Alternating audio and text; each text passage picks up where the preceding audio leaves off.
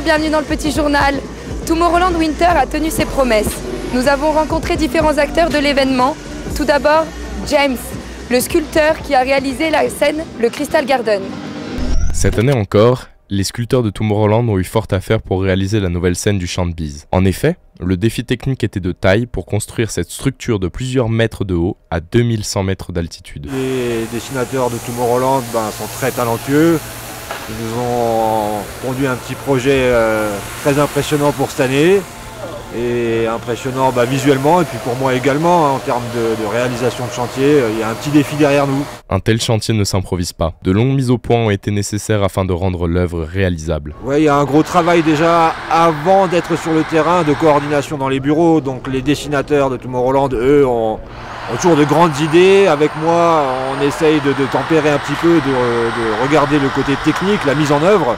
Depuis mi-février, James et son équipe donnent vie au projet. Un immense oiseau de neige et de fer qui accueillera au creux de ses ailes des DJ internationaux et des milliers de festivaliers. Là, il faut qu'on coordonne à la fois la structure, donc il y a toute cette construction en acier, montage de la scénographie. Une matière première très sensible aux conditions météorologiques pas toujours favorables à la réalisation d'un tel ouvrage. La chaleur, la pluie, le vent sont autant de facteurs à prendre en compte lors du travail de la neige. Quand tu choisis une pièce, entre le moment où tu commences à la tailler et jusqu'à la fin, elle ne va pas changer. Nous, elle peut se réchauffer, fondre, elle peut geler. On anticipe le pire, et le pire c'est la chaleur. Donc on met plus de matière que ce dont on a besoin. Et s'il faut à la dernière minute en enlever un petit peu, on fera le nécessaire. Finalement, le résultat est au rendez-vous, cette scène saura sans aucun doute émerveiller les spectateurs. Ouais, il y a une vraie part de satisfaction les premiers jours, quand les festivaliers arrivent, se prennent en photo devant la sculpture. C'est le petit bout de plaisir là. Tomorrowland fait la part belle des artistes féminines, les voici en images. Mettre à l'honneur les DJ féminines, telle était la volonté de Tomorrowland Winter cette année. Brina Knauss, Pretty Pink, Megan ou encore B. Jones ont transcendé les festivaliers grâce à leur musique électro. It was amazing. The fact that I could play like 2 hours and a half, like do the warming up and then see all the people coming in, for me it's so nice. The people enjoyed it, I think. Me too, so I'm so happy. Yeah.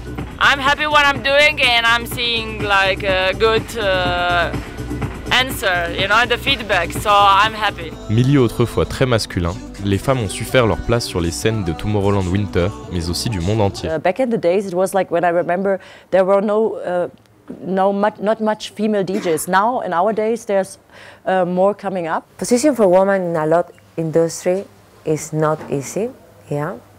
Or was not easy. I think now everything is better for us. Ce succès féminin n'est pas anodin dans un milieu très concurrentiel. Ces DJ sont en quête de création et puisent leur inspiration dans des univers musicaux très variés. But I always try to mix the old stuff from my childhood into. My dad was really into music and he was listening to all kinds of rock stuff.